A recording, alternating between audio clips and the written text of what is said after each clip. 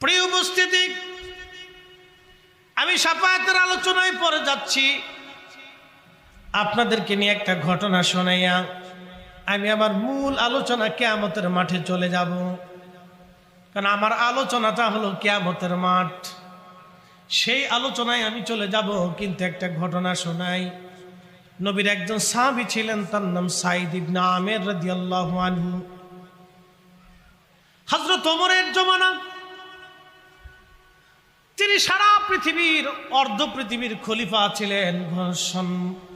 দোলার তখ্তের উপরে বসে তিনি পৃথিবী পরিচালনা করতেন।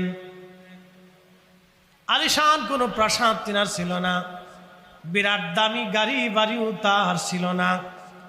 এমনভাবে তিনি বেতন নিতেন বাইতুল মাল থেকে, কোন রকম তার সংসার চলত।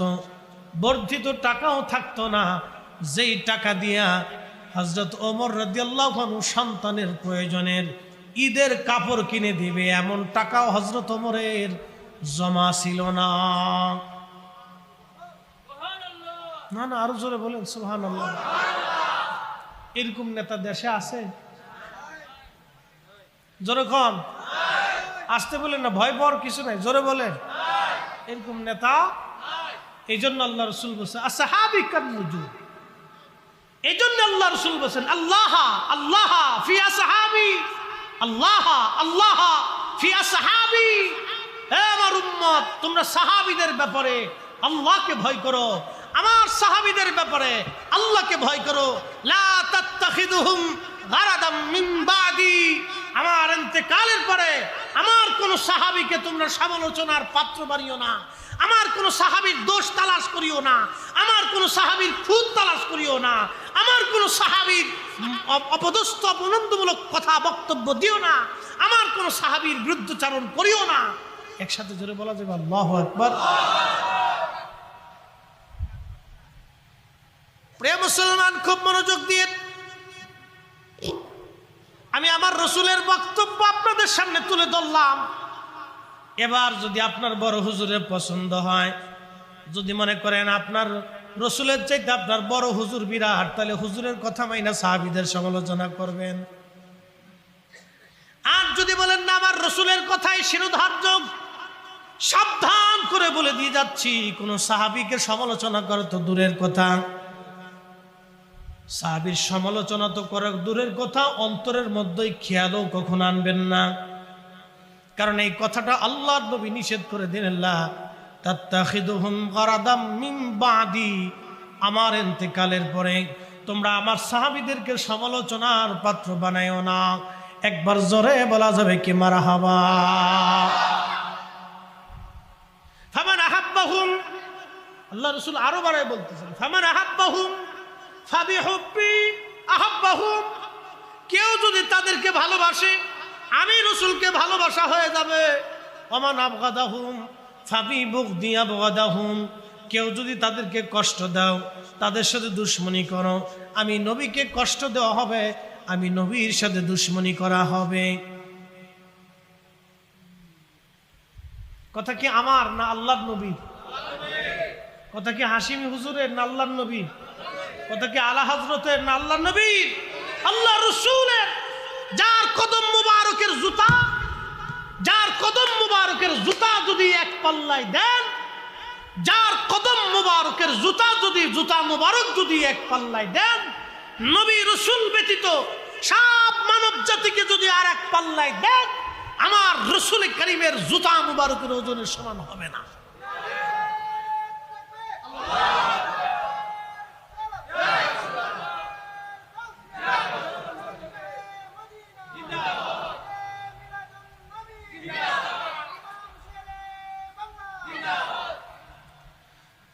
প্রিয় চট্টগ্রামবাসী,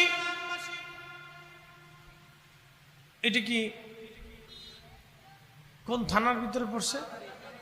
হাটহাজারীর ভিতরে পড়ে গেছে। আচ্ছা, মাশাআল্লাহ।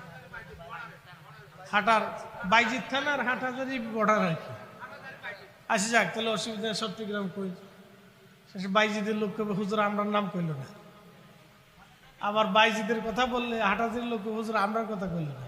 তাহলে দুই থানার লোক যেহেতু আছে, তাহলে আমরা চট্টগ্রামবাসী খুব মনোযোগ দিবেন, আমি যে কথা বলছিলাম ইম্পর্টেন্ট। রাসূল কারীমের সাহাবী সাঈদ ইবনে আমের, তিনি হিমসের গভর্নর ছিলেন। আমি হাসরের মাঠে যাইতেছি কিন্তু তাদের জীবনীটা তুলে ধরি। আমরা হুজুররা যদি ভোটে দাঁড়াই তাহলে আমাদের দেশের মানুষ আমরা ভোট দেয় না। কি কয় জানেন? হুজুরগার আবার নির্বাচনের দরকার কি? হুজুরগার যে নির্বাচনের দরকার কি, এই যে এখন চুরি করার পরে বুঝতে পারছে। ঠিক কর না, আসতে কর না। উচিত কথার সমর্থন করাটাও এটাও জিহাদ। আরে কোন হুজুর যদি, কোন পীর সাহেব যদি এমপি হয়, মন্ত্রী হয়, জীবনে চুরি চিন্তা করবে না, এই চিন্তা মাথায় আনবেন না। কারণ আপনার টাকা নিয়ে কিয়ামতের ময়দানে আমি আল্লাহর সামনে দাঁড়াইয়া জবাবদিহিতা করব, এত শখ আমার জুটছে না,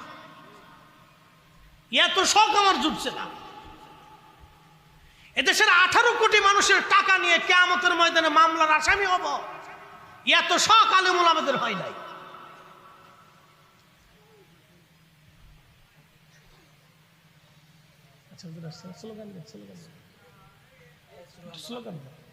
নারে তাকবীর, নারে রিসালাত, আহলে সুন্নাত ওয়াল জামাত, নারে তাকবীর, নারে তাকবীর, নারে রিসালাত, ইয়া রাসূলুল্লাহ, নারে গাউসিয়া, আহলে সুন্নাত ওয়াল জামাত জিন্দাবাদ, হুজুর আল্লামা হাফেজ ফজলুর রহমান হাশিমি মুতাজিল্লাহুল আলী।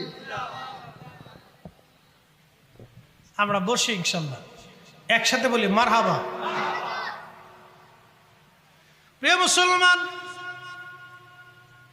আল্লাহর নবী সাহাবী হিমসের গভর্নর ছিলেন হযরত ওমর রাদিয়াল্লাহু আনহু। চিন্তা করলেন, আমি হিমস থেকে ঘুরে আসি, জনগণের হালত আমি একটু জেনে আসি।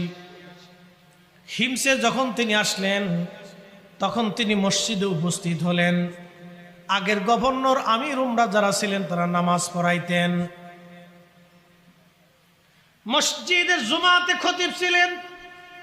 প্রত্যেক জুমাতে উনি জনগণের সুযোগ সুবিধা অসুবিধা দেখতেন, শুনতেন, এবং তিনি প্রত্যেক জুমাতে তার রাষ্ট্রের কার্যাবলীর হিসাব বুঝাই দিতেন। আমার বাংলাদেশের প্রত্যেকটা সেকশনে যত সময় পর্যন্ত জবাবদিহিতা না আসবে, সরকারি কর্মচারী কর্মকর্তা আমলা তাদের সম্পদের হিসাব প্রত্যেক বছরে পার্ট টু পার্ট বুঝাই না দেওয়ার যত সময় জবাব দিতে না আসবে, তত সময় পর্যন্ত এই চুরি আপনি থামাইতে পারবেন না। এ দল চলে গেছে, আর এক দল আসবে, কেউ চিন্তা করবে মারিং টু মারিং। ও মেরে দিয়ে 600 কোটি টাকার মালিক হয়েছে, আমি 1200 কোটি টাকার মালিক হব। এই জন্য জবাবদিহিতার আওতায় আনতে হবে সব সেকশনটাকে। জবাবদিহিতার আওতায় আনার পরে এটার নামই ইসলাম।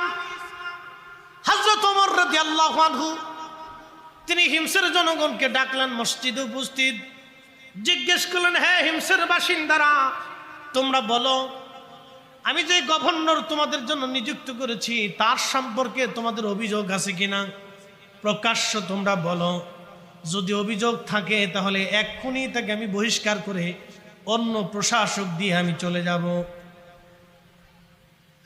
চিন্তা করতে পারছেন মুসলমান কত সুখে ছিল সেই দিন, আর মুসলমান কি আদর্শের উপরে প্রতিষ্ঠিত ছিল সেই দিন। আপনাদেরকে একটা কথা বলি, কেউ যদি সারা রাত্র তাহাজ্জুদ নামাজ পড়ে ইবাদত করে জিকিরি ফিকিরে কাটায় আর মানুষের হক মেরে দিয়ে কাবা ঘরে যেয়ে যদি জিয়ারত করে, আল্লাহর কসম করে বলি একটা সেজদাও তার আল্লাহর দরবারে কবুল হবে না। আপনি ঠিক বললেও ঠিক, না ঠিক বললেও ঠিক, কবুল হবেই না, কারণ ওর রক্তের ভিতরে বিষ মিশে রয়েছে। প্রিয় মুসলমান, হযরত ওমর রাদিয়াল্লাহু তাআলা আনহু জিজ্ঞেস করলেন, হিমসের জনগণ বলো অভিযোগ কিছু আছে কিনা? বলে, আমিরুল মুমিনিন, আমাদের কয়েকটা অভিযোগ আছে গভর্নরের বিষয়ে।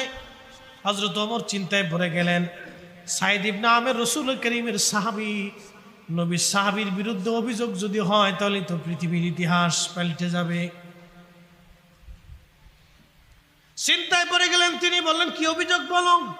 প্রথম অভিযোগ হলো আমাদের হযরতে সাঈদ ইবনে আমের সকালবেলা কাজে আসেন, তিনি রাষ্ট্রের দায়িত্ব পালন করার জন্য উনি আসেন, কিন্তু ওনার আসাটা দেরি হয়ে যায়। উনি কেন দেরি করে আসেন তার জবাব আমরা চাই। হযরত ওমর বললেন, সাঈদ ইবনে আমের আপনি জবাব দিয়ে দেন, আপনি রাসূলুল্লাহ সাহাবী, আল্লাহর হাবিবের সাহাবী, আপনি সুন্দর জবাব আপনার কাছ থেকে আশা করি। সাঈদ ইবনে আমের রাদিয়াল্লাহু আনহু বললেন, আমিরুল মুমিনিন, বিষয়টা গোপন রাখতে চাইছিলাম, কিন্তু প্রকাশ করতেই যেহেতু হবে, নতুবা জনগণ আমাকে সন্দেহ করবে। আমিরুল মুমিনিন শুনেন, আমি যদিও হিমসের গভর্নর, কিন্তু আপনি তো জানেন আমি বাইতুল মাল থেকে সামান্য বেতন নেই। গভর্নরের দায়িত্বের কোনো বেতন আমার নাই।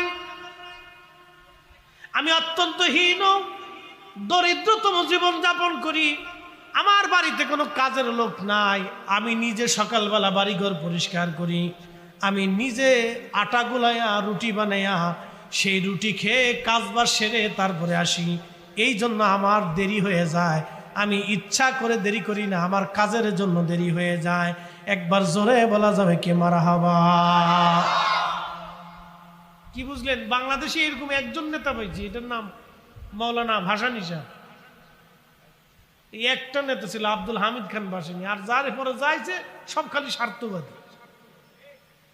আপনি ঠিক বললেও ঠিক, না ঠিক বললেও ঠিক, উচিত কথার ভাব নাই এদেশে।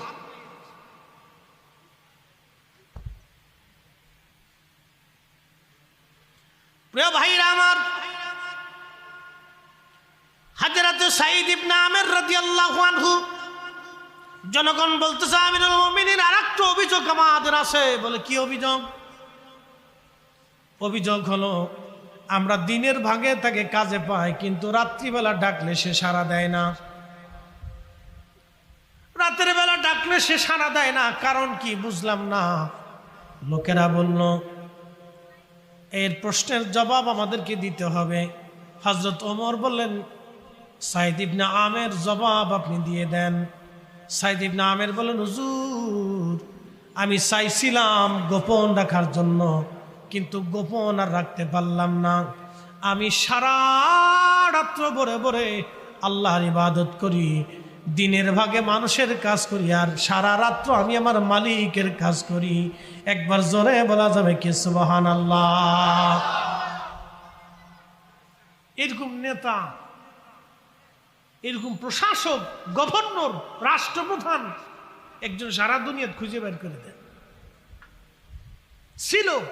শাহ জালাল আমিনী, শাহ পরান, শাহ মাকদুম, খাজা বাবা আজমেরি, মুজাদ্দিদ আল ফিসানি, কুতুবউদ্দিন কাকি, নিজামউদ্দিন আউলিয়া, তারা রাজত্ব করেন নাই বটে, কিন্তু তারা মানুষের জন্য জীবন দিয়ে গেছেন।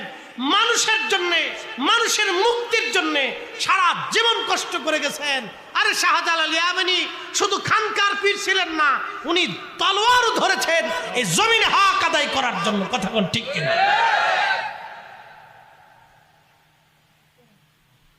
আমরা ভোটে দাঁড়াইলে আপনারাই কবেন যে হুজুরকার ভোটের দরকার কি? জনগণই কয় যে হুজুরের ভোটের দরকার কি? যতদিন হুজুরদেরকে ভোট না দিবেন ততদিন এরকম আপনাদেরকে পস্তাইতে হবে। 20 বছর আগে যে রিক্সা চালাইছেন 20 বছর পরে রিক্সায় চালাইতে হবে।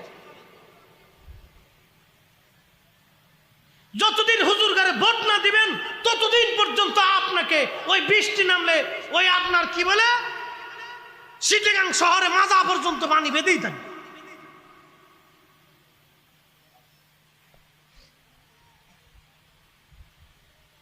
প্রিয় মুসলমান, মন খারাপ করবেন না। আমাদের দরকার ভালো মানুষ। কি কথা বল না কেন? আমাদের দরকার কি মানুষ? ভালো মানুষ। রাজনীতি হলো মানুষের জন্য। রাজনীতির অর্থ এটা না যে আমরা খুনাখুনি করবো, গুড়াগুলি করবো, মারামারি করবো, কাটাকাটি করবো, এটা না। রাজনীতির মূল থিমটা হলো মানুষের উপকারের জন্য, কিন্তু চেঞ্জ হয়ে গেছে বিভিন্ন কারণে। যাই হোক বন্ধুগণ, আমি মূল আলোচনায় ফিরে যাচ্ছি। লোকেরা বলল, হুজুর আরো একটা অভিযোগ আমাদের আছে। বলে, কি অভিযোগ? অভিযোগ হলো মাসে একটা দিন সে কোনো কাজে আসে না। ব্যাপারটা বুঝলাম না, সে ওই দিনটা কোথার থেকে ছুটি নিল, কার কাছ থেকে নিল। সাইদ ইবনে আমের বলেন, আমিরুল মুমিনিন ক্ষমা করবেন, আমার একটা মাত্র জুব্বা, দ্বিতীয় আর কোনো জুব্বা আমার নাই। আল্লাহু আকবার। কয়টা জুব্বা? একটাই জুব্বা। তিনি গভর্নর, একটা প্রদেশের, হিমস প্রদেশের তিনি গভর্নর, তার একটাই জুব্বা, দ্বিতীয় আর কোনো জুব্বা তার নাই। আমানতের কি পরিপূর্ণ আমানতদারিতা হলে, রাসূল কারীমের আদর্শে আদর্শবান হলে সাহাবা এরকমের ছিলেন। এই জন্য আল্লাহ রাসূল বলছেন, লা তাত্তাখিদুহুম গারাদাম মিন বাদি, আমার পরে আমার কোন সাহাবী নিয়ে তোমরা সমালোচনা করবে না, তাদেরকে সমালোচনার পাত্র বানাবে না, তাদের দোষ ত্রুটি খুঁজে বেড়াবে না। যারা বেড়াবে সব পেটে শয়তানের দালাল। কথা বলেন ঠিক না বেটি? এগুলি সব ইমাম চুরি করার জন্য আসছে। প্রিয় চিটাগাংবাসী খুব মনোযোগ দিবেন। এখন একটু চিন্তা করেন তো, তারা আল্লাহর হাবিবের আদর্শটাকে কত পরিপূর্ণভাবে মেনে চলেছেন। পক্ষান্তরে যারা এর বিপরীত হবে, জনগণের সম্পদ যারা মেরে খাবে, তাদের ভয়াবহ পরিণতি কি? সামনের দিকে যাইতেছি, সুপারিশ কার জন্য হবে আর কার জন্য সুপারিশ হবে না সেটাও আজকে বলে দিয়ে যাব। আল্লাহ রাসূলের আরেকজন প্রসিদ্ধ আশিক ছিলেন, তার নাম ওমর ইবনে আব্দুল আজিজ রাদিয়াল্লাহু আনহু। মুসলমানদের প্রথম মুজাদ্দিদ ছিলেন তিনি। ইসলামের চতুর্থ চারজন খলিফার মতো তিনিও এমন একজন খলিফা ছিলেন যাকে মুসলমানের দ্বিতীয় ওমর বলা হয়। তিনি সেইভাবে ইসলামী সাম্রাজ্য পরিচালনা করতেন। ওনার স্ত্রী এবং ছোট্ট সন্তান নিয়ে উনি বাইতুল মালের মধ্যে ঘুরতে গেলেন দেখার জন্য। হযরত ওমর ইবনে আব্দুল আজিজ যখন ঘুরতে গেলেন, যাওয়ার পরে তার ছোট্ট বাচ্চাটা দৌড়ায় যাইয়া বাইতুল মাল থেকে একটা আপেল নিয়ে আপেলের মধ্যে মুখ লাগায় কামড় দিয়ে খাওয়া শুরু করে দিয়েছে। ছোট্ট বাচ্চা আপেল নিয়ে কামড় দিয়ে খাওয়া শুরু করছে। হযরত ওমর ইবনে আব্দুল আজিজ দৌড়াই গেলেন, হাত চেপে ধরলেন। আপেল হাত থেকে নিয়ে মুখটা চেপে ধরে আঙ্গুল ভিতরে ঢুকিয়ে মুখের ভিতর থেকে আপেলের অংশ বের করে নিয়ে আসলেন। একসাথে বলবেন আল্লাহু আকবার। না না, আরো জোরে, আরো জোরে। বাংলাদেশের এক কর্মকর্তার ছেলে 15 লক্ষ টাকা দিয়ে ছাগল কিনতে গেছে, ছাগলে চোর ধরাই দিছে। মারহাবা কইলেন না?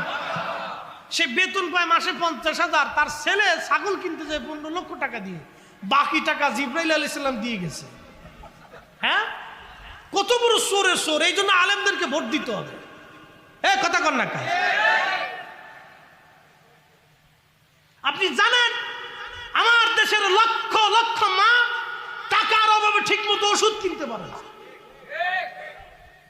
আপনি জানেন আমার দেশের কত নারী ডিভোর্স, নারী সন্তান নিয়ে দাঁড়ে দাঁড়ে। আমার দেশের কত বৃদ্ধ বাবা টাকার জন্য ভালো খাবার খাইতে পারে না, আর 15 লক্ষ টাকা দিয়ে ছাগল কিনতে গেছে।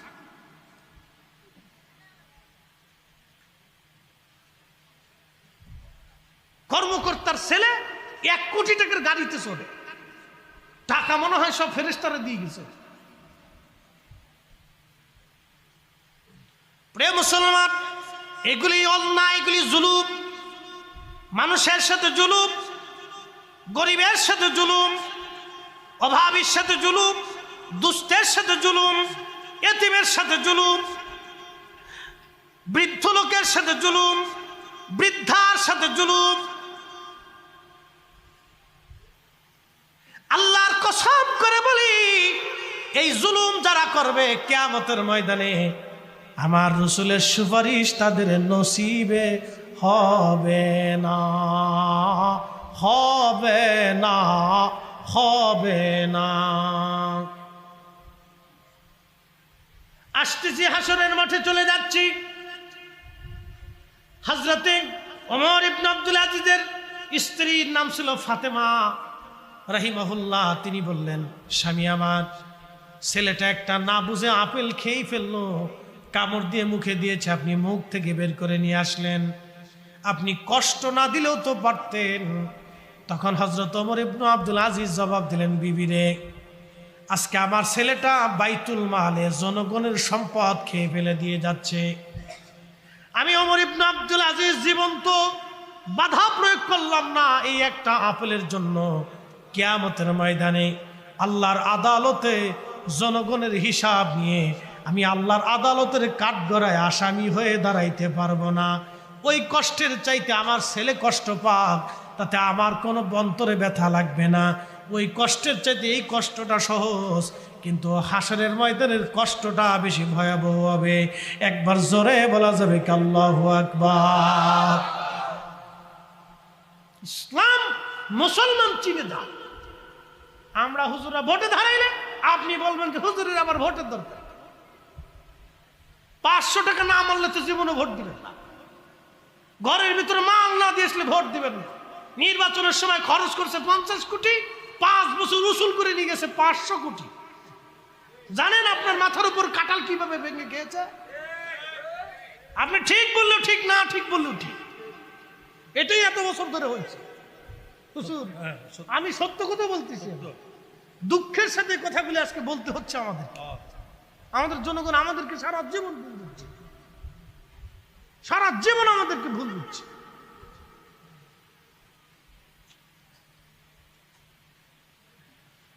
নির্বাচনে খরচ করছে 100 কোটি, সে টাকা চুরি করে নিয়ে গেছে 5000 কোটি, কাঁঠাল ভেঙ্গে ভেঙ্গে ফেলছে। প্রিয় মুসলমান আমার, হাসরের ময়দানে যাই এদের অবস্থা কি হবে, আর আমার রসুল কি করবেন তিনি। এখন চলে আসি হাসরের ময়দানে, চলে যাই। কোরআন বলতেছে তারুজুল মালাইকাতু ওয়ার রূহু ইলাইহি ফি ইয়াউমিন কানা মিকদারুহু 50 আলফ সানা। হাসরের মাঠের একটা দিন দুনিয়ার 50,000 বছর এক জায়গা করলে যত বিরাট হবে, হাসরের মাঠের একটা দিন হবে তত বিরাট। এই আয়াত নাজিল হলো হযরত আবু হুরায়রা রাদিয়াল্লাহু আনহু, তিনি বসে আছেন মসজিদে নববীতে। মসজিদে নববীতে বসে থাকার পরে এক সাহাবী আসছে, সে অনেক ধনী, বিরাট বড় তার ছাগলের পাল, উটের পাল, মহিষের পাল আছে, অনেক বড় বড় খেজুরের বাগান। আগে যাদের খেজুরের বাগান এবং পশু বেশি ছিল, জমিন বেশি ছিল, তারা বেশি ধনী ছিল। তখন লোকেরা পরিচয় করলো আবু হুরায়রা এই লোকটা অনেক ধনী। হযরত আবু হুরায়রা বললেন, হযরত আবু হুরায়রা রাদিয়াল্লাহু আনহু বললেন, ও আল্লাহর বান্দা নবীর সাহাবী, আপনি কিয়ামতের কঠিন মাঠ থেকে বাঁচার চেষ্টা করেন, আপনি কিয়ামতের ময়দানে সম্পদের ক্ষতি থেকে আপনি বাঁচার চেষ্টা করেন। ওই লোকটা ডাক দিয়ে বলতেছে, আবু হুরায়রা, আমি আপনার বিষয় বুঝলাম না, একটু ভেঙ্গে বলেন। সাহাবী আবু হুরায়রা রাদিয়াল্লাহু আনহু বলতেছেন, আমি আমার মাসুক প্রিয় নবীজির জবান মোবারক থেকে শুনছি, আল্লাহর নবী বললেন কিয়ামতের ময়দানে যারা ধনী ব্যক্তি হবে কিন্তু অর্থের যাকাত দিবে না, দান করবে না, মানুষকে দেবে না। মনোযোগ দিয়ে, যারা অনেক সম্পদের মালিক কিন্তু দান করে না, যাকাত দেয় না, আর যেটি চুরি করে এটির কথা তো কই লাভই নেই, ও তো মানে দুনিয়ার মানুষের কাতারেই সে পড়ে নেই, সে তিলে তিলে গরিব মানুষের রক্ত চুষি নিয়ে গেছে। অ্যাটেনশন, মন খারাপ করবেন না, আমি আপনার বাঁচার জন্য বলতেছি। আল্লাহর কসম করে বলি, আপনার যে সন্তানের জন্য এগুলি করতেছেন, এই সন্তান আপনার কবরের পাশে দাঁড়াবে না। বাংলাদেশের এক ধনাঢ্য ব্যক্তি মারা গিয়েছিলেন করোনায়, নাম বলবো না, বিরাট বড় গ্রুপ ইন্ডাস্ট্রির মালিক, তার নামে, তার ইন্ডাস্ট্রির নামে একটা টেলিভিশন আছে, খুব জনপ্রিয় টেলিভিশন। সেই ভদ্রলোক মারা গেল, তার সন্তান করোনার সময় বাবার লাশের পাশে আসে না। আর যারা অন্যায় করে টাকা রেখে যাচ্ছে, ওই সন্তান 4 পয়সাও কাজে লাগবে না, ওই স্ত্রীও লাগবে না, সন্তানও লাগবে না। কিয়ামতের ময়দানে এগুলো তো খুঁজেই পাওয়া যাবে না। প্রিয় মুসলমান আমার খুব মনোযোগ দিবেন। হাজরাতে আল্লাহর হাবিবের সাহাবী বলতেছেন, আমি রাসূল কারীমের জবান থেকে শুনছি, কিয়ামতের মাঠে আল্লাহ রাব্বুল আলামিন যারা সম্পদের যাকাত দেয় না, আল্লাহর পথে যারা ব্যয় করে না, কিয়ামতের মাঠে এই সম্পদ তাদেরকে এক জায়গায় করা হবে। বিরাট বড় মাঠ, মাঠের এক প্রান্তে তাদেরকে আল্লাহ পাক ধেয়ে নিয়ে যাবেন, ওই পাশে নিয়ে তাদের সমস্ত সম্পদগুলিকে একটা সাপে পরিণত করা হবে। এই সাপের কপালে থাকবে তিলক, চোখের মধ্যে থাকবে তিলক, এত বড় বিষধর সাপ। আল্লাহর নবী বললেন, একটা নিঃশ্বাস যদি সাপ পৃথিবীতে ছেড়ে দেয়, তাহলে পৃথিবীর মাটিতে কোনোদিন ফসল হবে না, গাছ হবে না, তরুলতা পাতা বাঁচবে না, কোনো প্রাণীর অস্তিত্ব পৃথিবীর মধ্যে থাকবে না। এই সাপের নিঃশ্বাস এত ভয়াবহ, নিঃশ্বাস যদি এত ভয়াবহ হয়, তাহলে সাপ কত ভয়াবহ, তার দংশন, তার কামড়, তার বিষ কত ভয়াবহ হবে। নবীজি বললেন, কিয়ামতের মাঠে এক কামড়েই 40 বছর পর্যন্ত বান্দার শরীরে বিষক্রিয়া হতে থাকবে। ওই সাপটা এসে শরীরের মধ্যে পেঁচাইয়া আল্লাহু আকবার তার মুখের মধ্যে কামড়াইতে থাকবে, গোশতগুলি টেনে টেনে কামড়ায় কামড়ায় ছিঁড়ে নিয়ে আসবে। হযরত আবু হুরায়রা বলতেছে, আমি আমার মাসুক নবীজির জবান থেকে শুনছি, আল্লাহর উম্মত এই সাপটা কতদিন পর্যন্ত তারে কামড়াবে। তাআরুজুল মালাইকাতু ওয়ার রূহু ইলাইহি ফি ইয়াউমিন কানা মিকদারুহু 50 আলফ সানা। দুনিয়ার 50,000 বছর এক জায়গা করলে যত বিরাট হবে, হাসরের একটা দিন হবে তত বিরাট। আল্লাহর নবী বলেন, উম্মত রে, তাদেরকে হাসরের মাঠের এক পাশে নিয়ে এইভাবে তাদেরকে কামড়ানো হবে। আর হাসরের মাঠে আর এক পাশে থাকবে আমরা, এই সাধারণ বান্দা, তাদের হিসাব টানা হবে। একসাথে বলবেন আল্লাহু আকবার। হাসরের মাঠে এক পাশে থাকবে দুর্নীতিগ্রস্তরা, চোরেরা, ডাকাতরা, সন্ত্রাসরা, রক্তচুষারা, যাকাত দেনেওয়ালা না, যারা যাকাত দেয় না তারা, যারা মালের সম্পদকে আল্লাহর রাস্তায় ব্যয় করে না তারা, হাসরের মাঠের এক কোণায় থাকবে তারা। ওদের জন্য কোনো সুপারিশ নাই, ওরা থাকবে এক কোণায়, ওদের মাঠ আলাদা থাকবে, জায়গা নির্বাচিত আলাদা। আল্লাহ রাসূল বলতেছেন, সহিহ বুখারীতে হাদিস আসছে, কোরআন শরীফের তাফসীরের মধ্যে আসছে, তাদেরকে আলাদা করে রাখা হবে আর সমস্ত জনগণকে এক পাশে নিয়ে আসা হবে। আল্লাহ সবার হিসাব করবে, মানব জাতির হিসাব আল্লাহ টানবে, কিন্তু তাদের হিসাব তখনও ধরে নাই। জিন জাতির হিসাব টানবে, তখনও তাদের হিসাব আসে নাই। ফেরেশতা জাতির হিসাব আসবে, তখনও তাদের হিসাব ধরবে না। পশু পাখিদের বিচার হবে।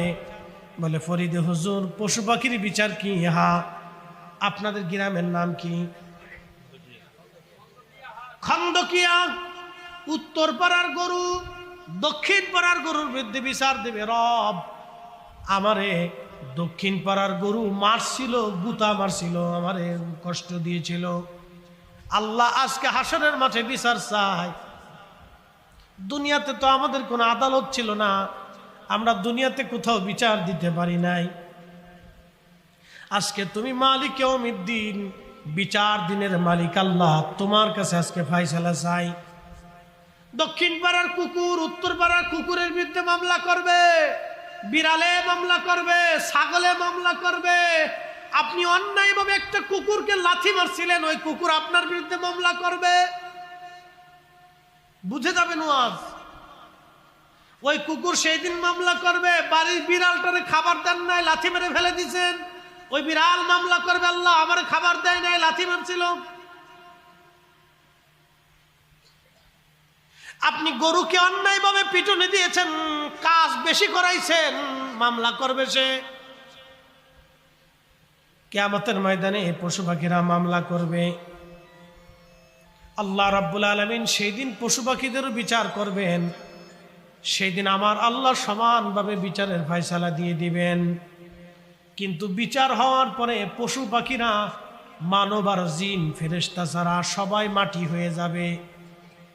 শুধু এই তিন জাতি মাটি হবে না, মানুষ, জিন আর ফেরেশতা এরা মাটি হবে না। বাকি সমস্ত পশু পাখিরা মাটি হয়ে যাবে। আল্লাহ তাদেরকে মাটির সাথে মিশাই দিবে। সেই দিন কাফের বেঈমান, ওই দুর্নীতিগ্রস্ত যারা মানুষের হক মেরে মেরে গরিবের রক্তগুলি চুষে চুষে নিয়ে গিয়েছিল, তারা হাতের মধ্যে কামড়াইবে, গোশতগুলি কামড়াই টেনে ছেড়ে ফেলবার বলে ফায়াকুল রাব্বি, ওগো রব, লাউলা আখারতানি ইলা আজালিন করিব, আমাদেরকে আবার পৃথিবীতে আপনি পাঠান। আল্লাহ আমাদেরকে পৃথিবীতে পাঠান। হাতের গোশত কামড়াবে, দেহের গোশত কামড়ায় কামড়ায় টেনে ছেড়ে ফেলবে, আর বলবে ইয়া রব, আমাদেরকে আবার পৃথিবীতে পাঠান।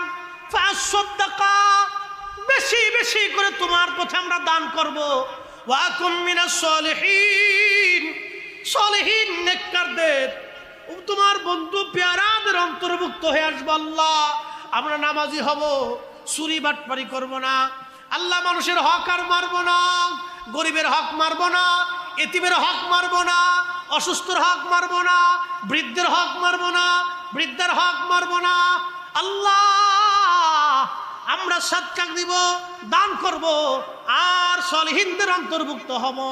আল্লাহর কোরআন বলতেছে ওয়ালাই ইউআখিরাল্লাহু নাফসান ইযা জাআ আজালুহা, বান্দারে একবার যদি হায়াত শেষ হয়, 1 মিনিটও তুমি দুনিয়াতে থাকতে পারবা না। আর যদি দুনিয়া থেকে তুমি চলে যাও কবরে, আর ফিরে আসার কোনো সুযোগ হবে না। একদিন মাটির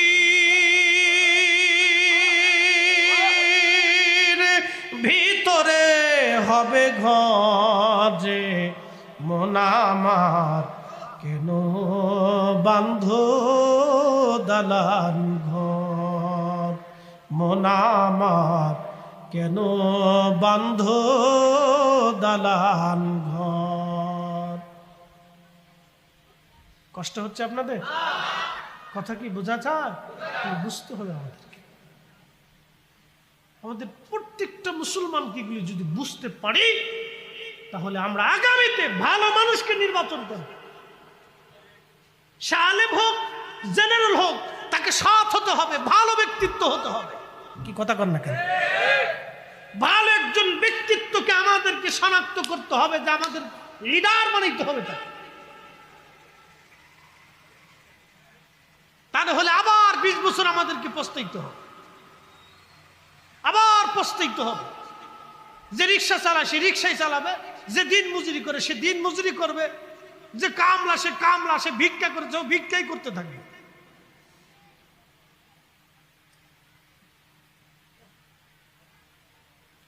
প্রিয় মুসলমান, আমার কথা আমারটা তিতা হলেও আমি বাস্তবসম্মত বক্তব্য দিচ্ছি, মনোযোগ দেন। তাদের কিয়ামতের ময়দানে দেখেন মানব জাতির হিসাব হবে, কিন্তু তাদের হিসাব আল্লাহ টানবে না। সাপে কামড়াইতেছে, তাদেরকে হিসাব টানা হবে না। জিন জাতির হিসাব টানা হলো, তাদের হিসাব তখনও নেওয়া হয় নাই। ফেরেশতাদের হিসাব টানা হবে, সেই তারপরও তাদের হিসাব টানা হয় নাই। তাহলে আপনি বুঝেন তো কত বছর কত দিন সেই দিন পার হবে, তখনও সাপে তারে কামড়াইতে থাকবে। এরপরে আল্লাহর নবী বললেন তারপরে তাদেরকে আনা হবে বিচারের কাঠগড়ায়। এত কোটি কোটি বছর তারা শাস্তির ভিতরে থাকলো, তারপরে আল্লাহ তাদেরকে বিচারের কাঠগড়ায় আনবে। বিচারের কাঠগড়ায় আনার পরে তারপরে আল্লাহ ফয়সালা দিবে, হয় জান্নাত না হয় জাহান্নাম। তার আগে কোটি কোটি বছর তারা ওই সাপের কামড়ে নির্যাতনে অত্যাচার। হাসরের মাঠের এক কোনায় একটা মাঠ তাদেরকে বরাদ্দ করা হবে। এই দুর্নীতিগ্রস্ত, এই দুর্নীতিবাজ যারা হবে, যারা আমার এতিমের টাকা মেরে দিল, যারা আমার গরিবের টাকা মেরে দিল, আমার বিধবার টাকা মেরে দিল, আমার চিকিৎসার অর্থাৎ গরিব মানুষের চিকিৎসার বরাদ্দের টাকা মেরে দিল, আমার দেশের সাধারণ মানুষের রাস্তার টাকা মেরে দিল, গমের টাকা মেরে দিল, বন্যার্থদের টাকা মেরে দিল। আমার দেশের ওই গরিব দরিদ্র শিক্ষার্থীদের শিক্ষার টাকা মেরে দিল। কৃষকের ওই আপনার কি বলে শালির টাকা মারলো, ওই সারের টাকা মারলো, তেলের টাকা মারলো, ওষুধের টাকা মারলো। ভাবতেছে সুপারিশ পেয়ে দেবো, আর কাবা ঘরে যাইয়ে খুদার ঘর তাওয়াব করিয়া, আর ওই যে টুইন টাওয়ার কি ক্লক টাওয়ারে থাইকে ও সুন্দর এই কি বলে আপনার ভিআইপি হোটেলে থাইকে ও কাবা ঘরে জিয়ারত করে হস্টস করে এসে মনে করছে বেহেশত পেয়ে গেছি। শয়তানে হাসার করে, ওরে চাচা তোর মতো চাচা থাকতে আমার আর টেনশন নাই, তুই একাই বাঙালি শেষ করে দিবি যা। ক্লক টাওয়ারে থাকে মক্কায় যাইয়া, জানেন ভিআইপি হোটেলে যায় থাকে, এখানে যা থাকে আরাম করে খায় দা, মাঝে মাঝে নামাজ আসলে আসতেও পারে, না আসলে না আসে, ওখান থেকে নামাজে দাঁড়ায়। ওই নামাজ মেরিটরে হস্টস করে টপ করে খুদার ঘর ধরে কান্দি কেটে মনে করছে একবারে মাপ পেয়ে গেছি। আর আমার দেশের এতিম টাকার অভাবে ধুকে ধুকে কষ্ট করছে। আমার দেশের অসুস্থ ব্যক্তি যার জন্য সুস্থতার বরাদ্দ ছিল, ওষুধের বরাদ্দ ছিল, ও ওষুধ না খেয়ে ধুকে ধুকে কষ্ট করছে। আমার দেশের দরিদ্র ব্যক্তি যে মাথার ঘাম পায়ে ফেলে পরিশ্রম করে যাচ্ছে, তার জন্য বরাদ্দ ছিল, তার টাকাটাও মেরে দিয়েছে, সেও কষ্ট করে কোনোদিন খাইছে, কোনোদিন না খেয়ে থাকছে। আর আপনি ভাবছেন বেহেশত পেয়ে গেছি, কিয়ামতের ময়দানে রাসূলের সুপারিশ পাবো। আল্লাহর নবী এই সমস্ত উম্মতের দিকে ফিরে তাকাবেই না,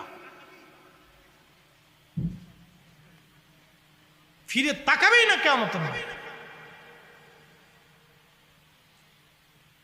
প্রিয় বন্ধুগণ, আমার হাসরের মাঠ কায়েম হবে। কঠিন পরিস্থিতি, অনেক বড় পরিস্থিতি। নবীজির সুপারিশ কাদের জন্য এবার জেনে যান। আপনি ধরেন নামাজ পড়েন নাই, অপরাধ করে ফেলছেন, রোজা রাখেন নাই, অপরাধ করে ফেলছেন, আপনি কি বলে অন্যায় করছেন, ভুল করে ফেলছেন, নামাজ পড়েন নাই, রোজা রাখেন নাই, এই সমস্ত অপরাধগুলি যেগুলি হকুল ইবাদ না, হকুল আল্লাহর হক, রাসূল কারীমের সুন্নাত আপনি হয়তো একটা বলছেন আর একটা মানেন নাই, এই সমস্ত পাপী যারা কিয়ামতের ময়দানে আল্লাহর নবী তাদেরকে সুপারিশ করবে। সুবহানাল্লাহ বলা যাবে না? আরো জোরে। কিন্তু হকুল ইবাদ যে মারছে, বান্দার হক, ওই দরবেশ চিনছেন তো আপনারা, দরবেশ, এই দরবেশে মারছে টাকা। বিরাট বড় বুজুর্গ, প্রত্যেক বছর হজে গেছে, আর প্রত্যেক রমজানে যাইয়া ও এতে কাপ করতো কাবা শরীফে। কত বড় দরবেশ, বাপরে বাপ। আমি সহিহ হাদিস মানি, আর মাঝে মধ্যে কোরআনেও কিছু সমস্যা আছে। কত বড় হারামজাদা চিন্তা করেন, কোরআনেও কিছু সমস্যা আছে। দরবেশ আমি সহিহ হাদিস মানি, তো এখন বোঝা গেল যে কি সহিহ হাদিস এতদিন মানছে, বুঝতে পারছেন? তাহলে এরকম কত দরবেশ আমাদের দেশে আছে। প্রত্যেক বছরে রমজানে এসে ইতিকাফ করতে যায় কাবাতে, বুঝেন আপনি? এই দরবেশ, এই দরবেশে কাবা শরীফে যাইয়া, কাবা শরীফে যে এসে রমজানে ইতিকাফ করে। আর এই দরবেশের ছেলে 350 টাকা খরচ করে খাল তার ছেলের বিবাহ বার্ষিকী উদযাপন করতে যায়। 350 কোটি টাকা খরচা করে। 350 টাকা খরচ করলে আমার দেশে হাজার হাজার গরিব মানুষের বাড়ি বানাই দেওয়া যায়। হ্যাঁ, ঠিক বলেন না কেন? আমার দেশের হাজার হাজার চিকিৎসাহীন মা বাবা, বৃদ্ধ মানুষের চিকিৎসা করে তার মনে অন্তত শান্তি দেওয়া যায়। চোরের গোষ্ঠী করছেটা কি? তারপরও আপনার আলেম ওলামা দেখে ভোট দিবেন না, ভালো মানুষ দেখে ভোট দিবেন না, যে পয়সা ছুটাইতে পারে খালি এর পিছু পিছু দৌড়াবে। আপনাদেরও কিয়ামতের ময়দানে জবাব দিতে হবে। এই চোরদেরকে যারা সমর্থন করছেন তাদেরকেও জবাব দিতে হবে কিয়ামতের ময়দানে।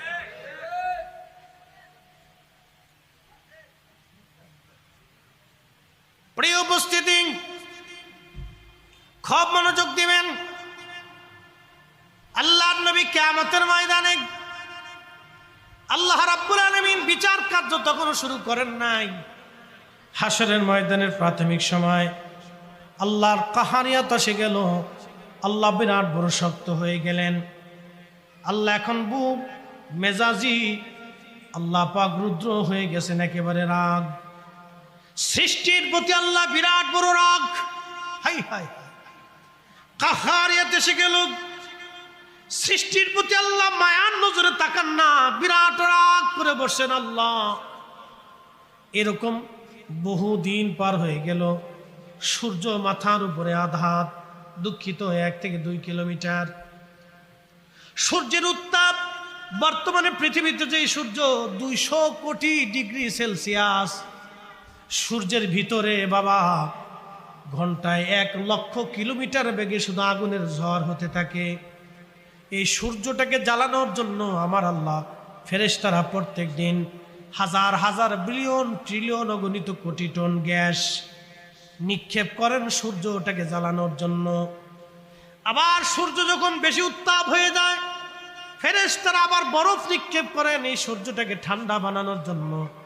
এই জন্য আপনারা দেখবেন শীতের সময় আল্লাহ গরম কমায় দেয়, গরমের সময় আল্লাহ গরম বাড়ায় দেয়। এই সূর্যটা আল্লাহর নিয়ন্ত্রণে।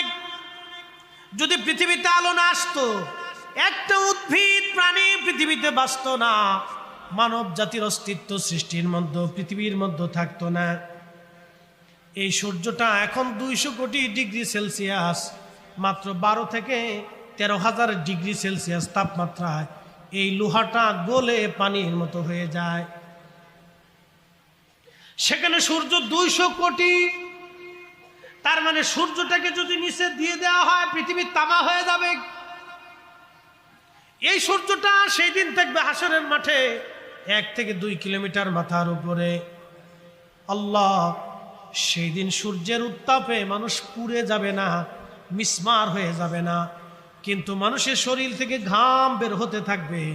ঘামের তাণ্ডব এতই মারাত্মক হবে, আল্লাহ রসুল বলতেছেন কারো থুতনি পর্যন্ত, কারো বুক পর্যন্ত ঘামে মানুষ ডুবে যাবে।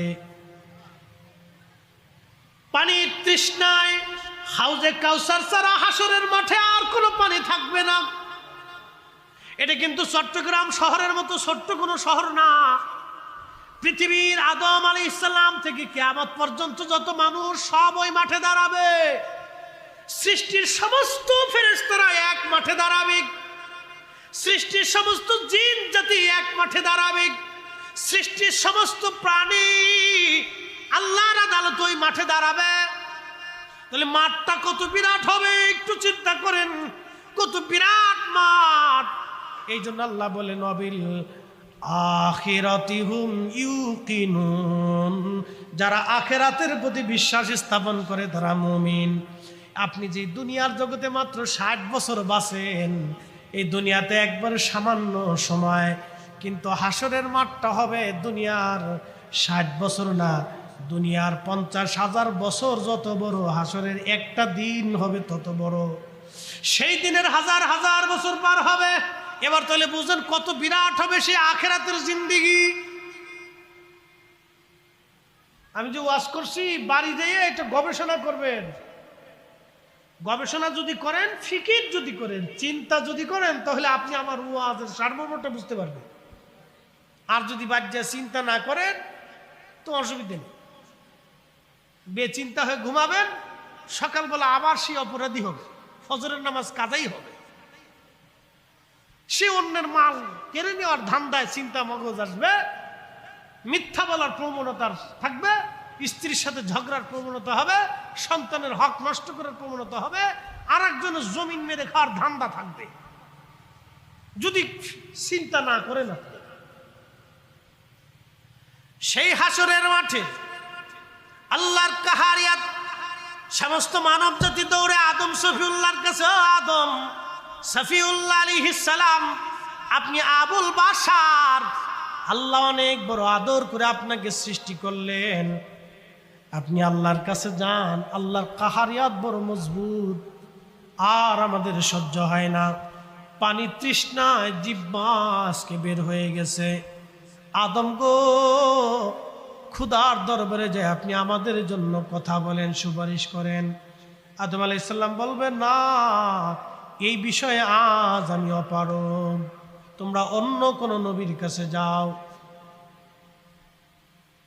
এই বিষয় আমি আজকে পারবো না, তোমরা অন্য কারো কাছে যাও। সবাই আসবে নূহ নবীর কাছে।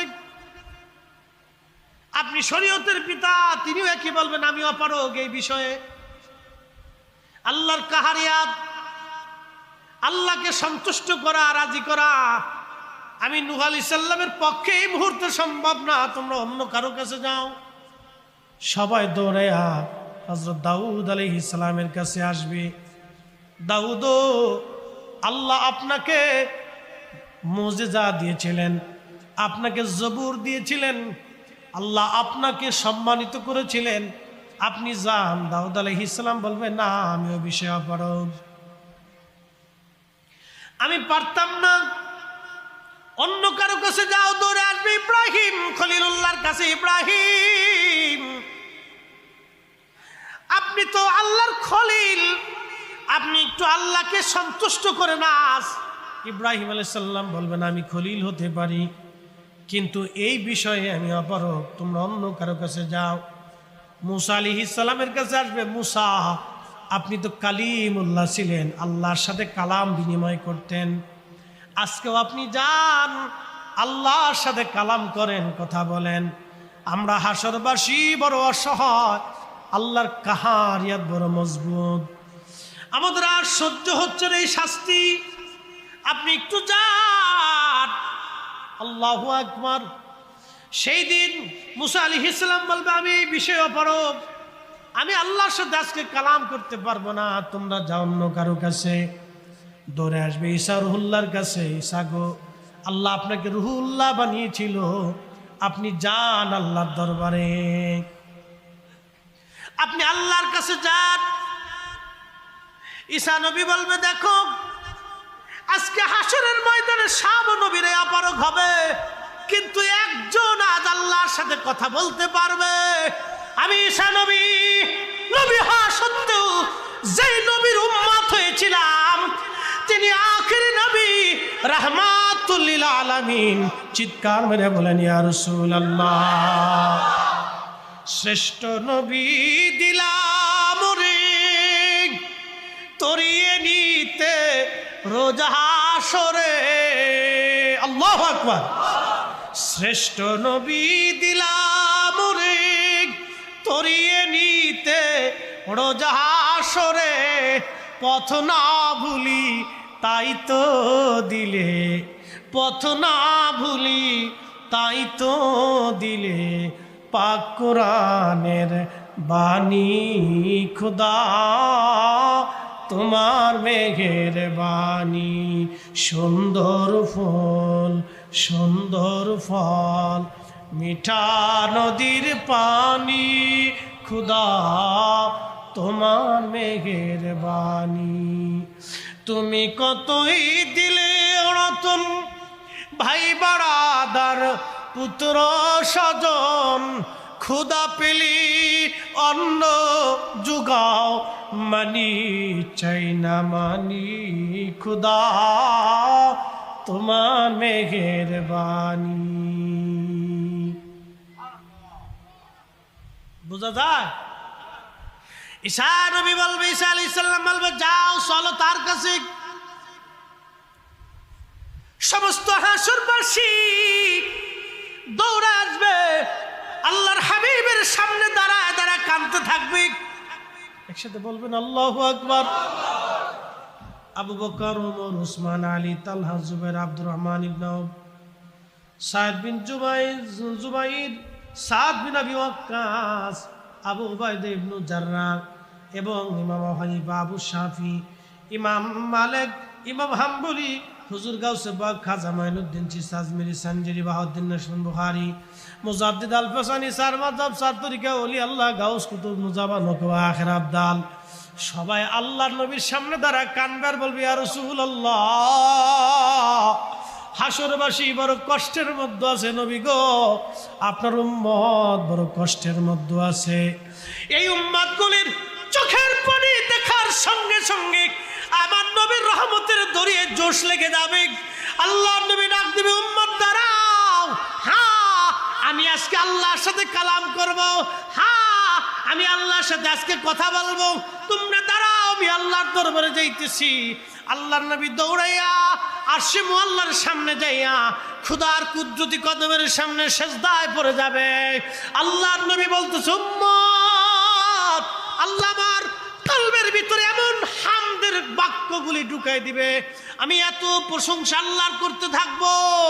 প্রশংসা শুনে রব বলবে, হাবিব আপনি মাথা উঠান, আপনি মাথা উঠান।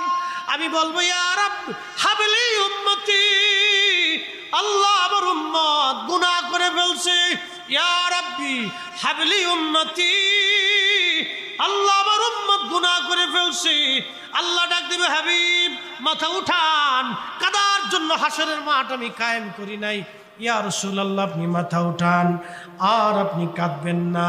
কি চান, যা চাবেন আমি আল্লাহ ওয়াদা করেছিলাম, ওয়ামিনাল লাইলি ফাতাহাজ্জাদ বিহি নাফিলাতান লাক আসা আইয়াবআসাকা রাব্বুকা মাকামাম মাহমুদা। চিৎকার মেরে জোরে বলবেন কি মারহাবা। সালাতুন ইয়া রাসূলুল্লাহ আলাইকুম,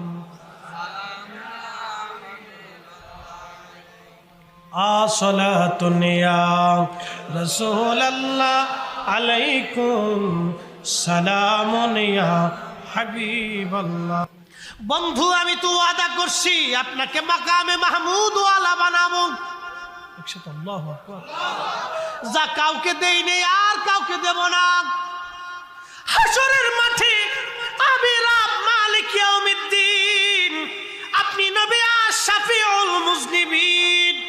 হাসরের মাঠের মালিক আমি, কিন্তু হামদের পতাকা আজ আপনার হাতে।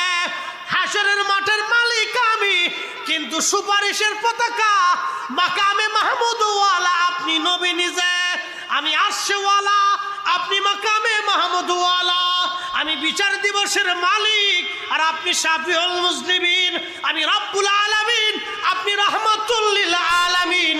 চিৎকার মেরে জোরে বলেন মারহাবা। নারে তাকবীর, নারে রিসালাত, নারে গাউসিয়া, উলামায়ে আহলে সুন্নাহ। এখন কেউ যদি বলে,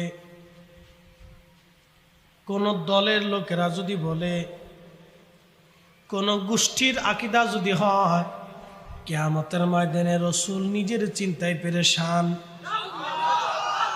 তাহলে বোঝা গেল সেই দল ভ্রান্ত, তাদের বিশ্বাস আকীদা ভ্রান্ত, তাদের সাথে বিশ্বাস আর জাহান্নামের সার্টিফিকেট কিনে নিয়ে যাওয়া একই কথা।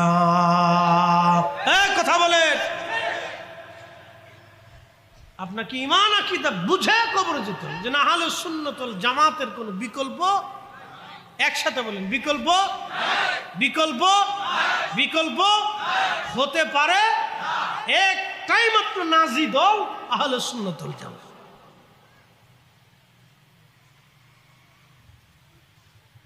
আল্লাহর কোরআনে আল্লাহ বলে, হাবিব আমি তো আপনাকে মাকামে মাহমুদের ওয়াদা করে রাখছি, উঠান মাথা, কি চান আপনি? তখন নবী কান্দে, ইয়া রাব্বি হাবলি উম্মতি, আল্লাহ আমার উম্মত গুনাহ করে ফেলছে।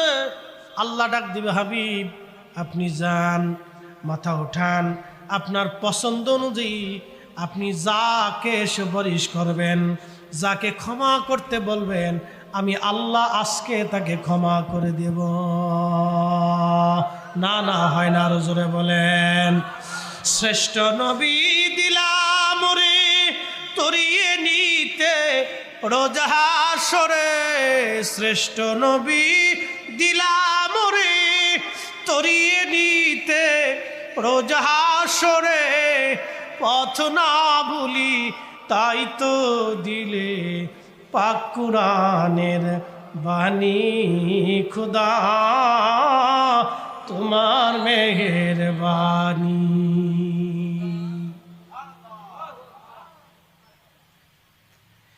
আল্লাহর হাবিব মাকামে মাহমুদ ওয়ালা হয়ে গেলেন। হামদের পতাকা, সুপারিশের পতাকা আমার নবীজির হাতে। উম্মত বেছে বেছে বেছে বেছে ডাক দিবে, সাহাবীরা বললেন, ইয়া রাসূলুল্লাহ, আপনি উম্মতকে কিভাবে চিনবেন? অথচ আদম নবীর উম্মত, মুসা নবীর উম্মত, ঈসা নবীর উম্মত, ইব্রাহিম নবীর উম্মত, হারুনের উম্মত, ওয়া দাউদের উম্মত, সুলাইমান আলাইহিমুস সালাতু ওয়াস সালাম নবীদের উম্মত। নবী গো, এত মানুষের ভিড়ে আপনি উম্মতকে কিভাবে চিনবেন? আল্লাহর নবী জবাব দিলেন, উম্মত রে, সাহাবীরা রে, আমার উম্মতেরা 5 ওয়াক্ত ওযু করবে। একসাথে কোন আল্লাহু আকবার। কি করবে? কি করবে? ওযু করে, শুধু ওযু করে চলে আসবে না নামাজ পড়বে? আল্লাহ রাসূল বলেন, আমার উম্মত 5 ওয়াক্ত ওযু করবে, 5 ওয়াক্ত নামাজ পড়বে।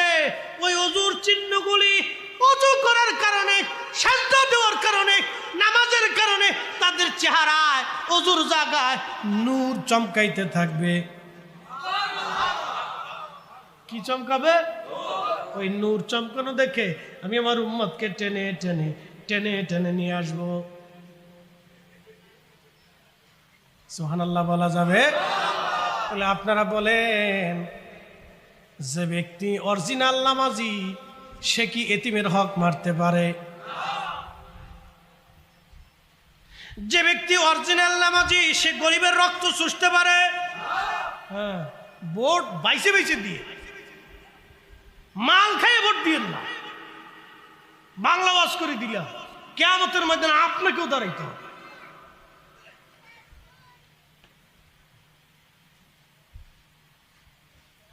প্রিয় উপস্থিতি আমার, আহা, আল্লাহ রাসূলের সুপারিশ এত পরিমাণে আসতে থাকবে, একসাথে বলবেন আল্লাহু আকবার।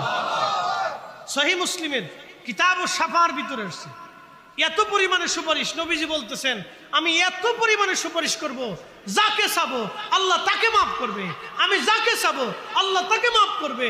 দিতে দিতে দিতে দিতে মাফ টানতে টানতে টানতে টানতে আজাজিলকে চিনেন তো আপনারা? আজাজিলকে চিনছেন তো আপনারা? হ্যাঁ, শয়তান আজাজিল সে পর্যন্ত আল্লাহর নবীর সামনের কাছাকাছি এসে দাঁড়ায় থাকবে, যদি রাসূল আমাকে টেনে নিয়ে যায়। সে আশায় থাকবে। কিসে থাকবে? আশা। মানে এত পরিমাণে টানতেছে, আসো আসো আসো, টানবে, উম্মতকে টেনে টেনে নিবে। একসাথে বলা যাবে আল্লাহু আকবার।